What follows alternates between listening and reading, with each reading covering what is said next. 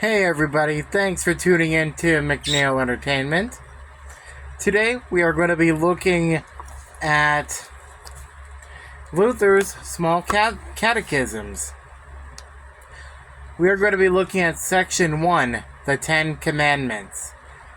At the head of the family should teach them in a simple way to his household. The first commandment, thou shalt have no other gods before me. What does this mean?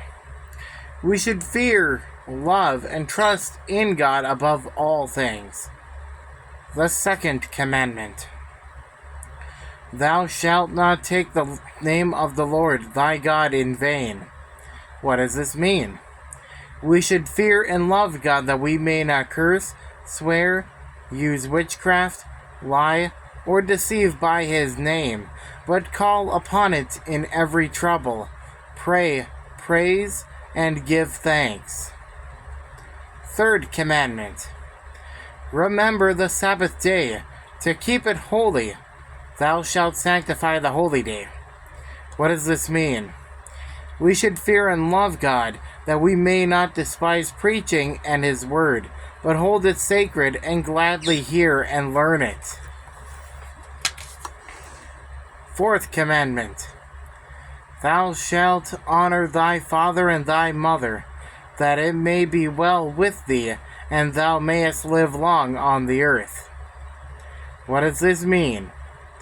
We should fear and love God, that we may not despise our parents and masters, nor provoke them to anger, but give them honor, serve and obey them, and hold them to love in esteem. The fifth commandment. Thou shalt not kill. What does this mean? We should fear and love God that we may not hurt nor harm our neighbor and his body, but help and befriend him in every bodily need. Sixth commandment. Thou shalt not commit adultery. What does this mean? We should fear and love God that we may lead a chaste and decent life in word and deed, and each love and honor his spouse. Seventh commandment. Thou shalt not steal. What does this mean? We should fear and love God, that we may not take our neighbor's money or goods, nor get them by false wear or dealing, but help them to improve and protect his property and business. Eighth commandment. Thou shalt not bear false witness against thy neighbor. What does this mean? We should fear and love God, that we may not deceitfully belie, betray, slander, nor defame our neighbor, but defend him, speak well of him, and put the best construction on everything. Ninth commandment. Thou shalt not covet thy neighbor's house. What does this mean? We should fear and love God, that we may not craftily seek to get our neighbor's inheritance or house, nor obtain it by a show of right, but help and be of service to him in keeping it. 10th commandment.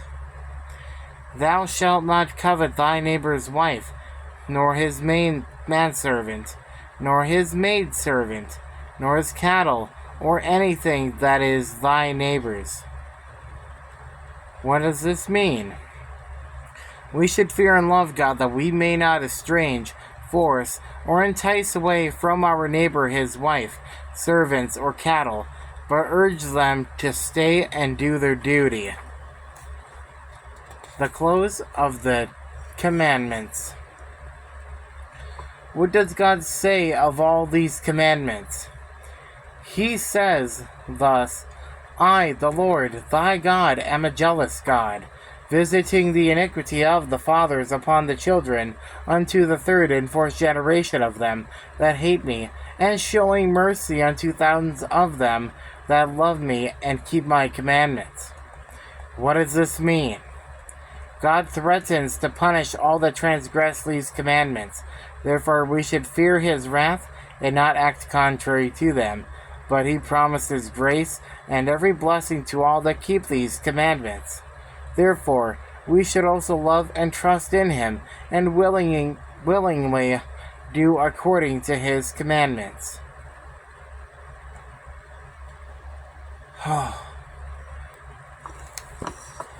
From Luther's Small Catechism. Thanks for tuning in. See y'all next time.